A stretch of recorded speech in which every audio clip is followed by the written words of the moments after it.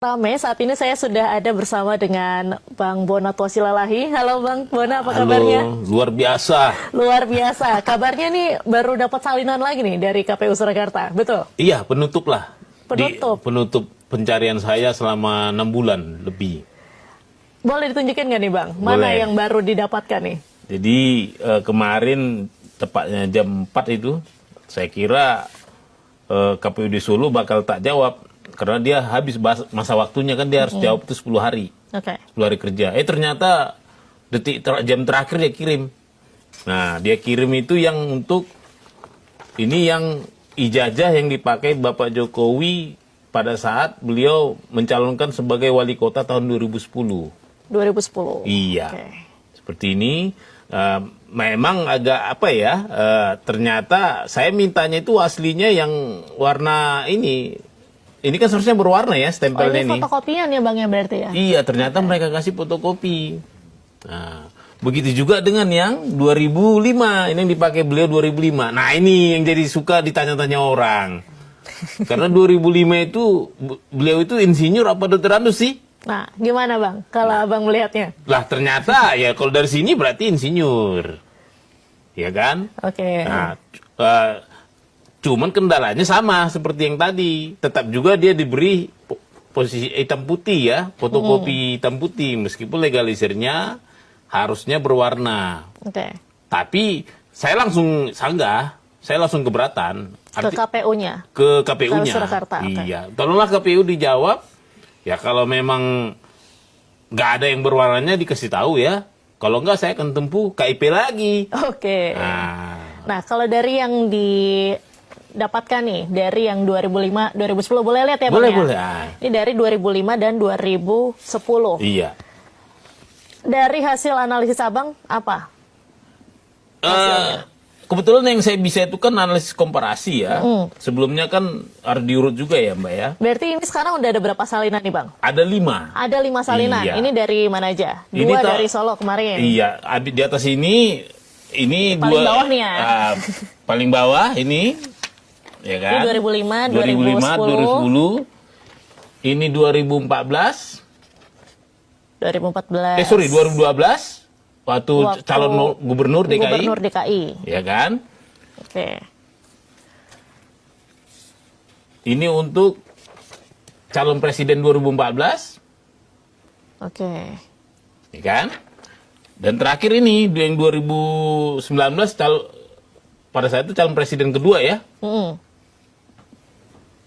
Nah, jadi dari sini yang saya analisa itu pasti itu banyak ya.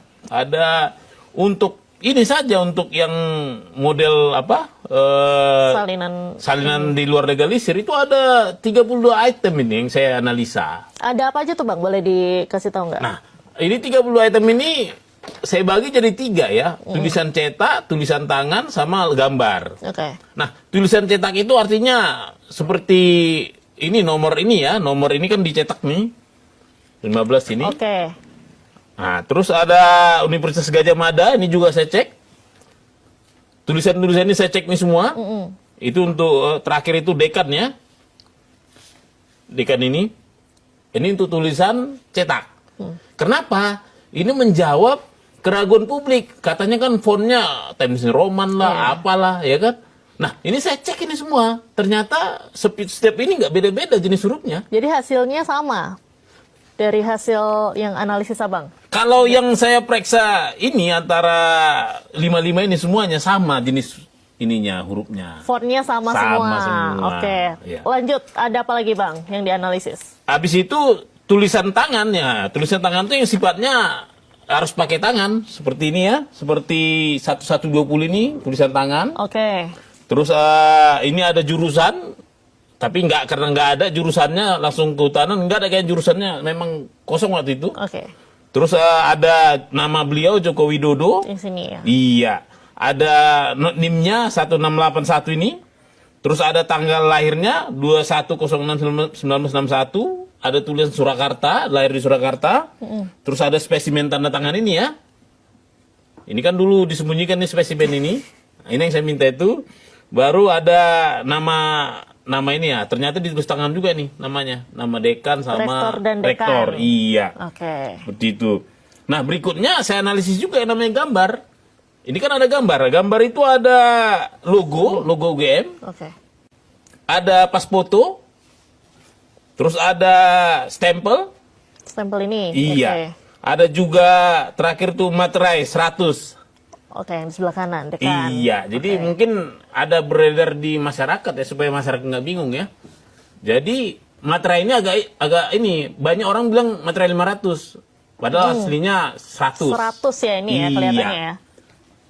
Jadi versi yang saya terima itu semuanya materai 100 dan terafirmasi dari terakhir tadi ya. Berarti dari semua salinan ini dari tulisan, cetaknya, Iya. kemudian tulisan tangan, Iya. gambar, sama.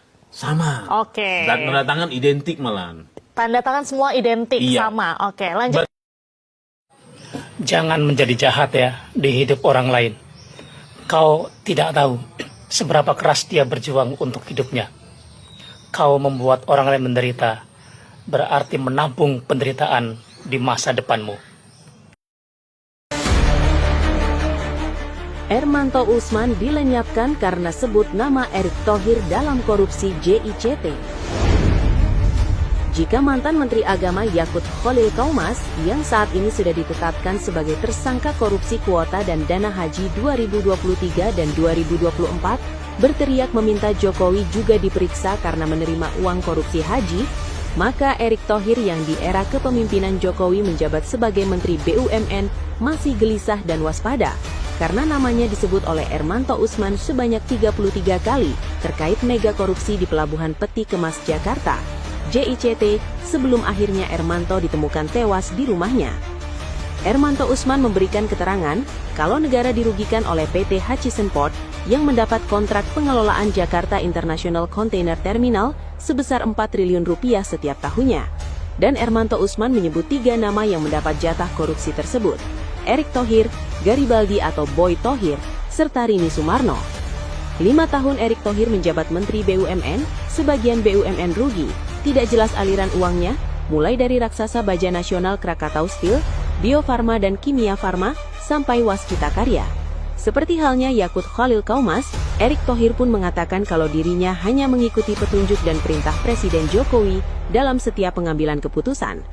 Namun, sebelum Ermanto Usman menjelaskan alur korupsi yang merugikan negara 4 triliun rupiah setiap tahunnya, ia telah tewas dibunuh oleh orang tidak dikenal di dalam rumahnya.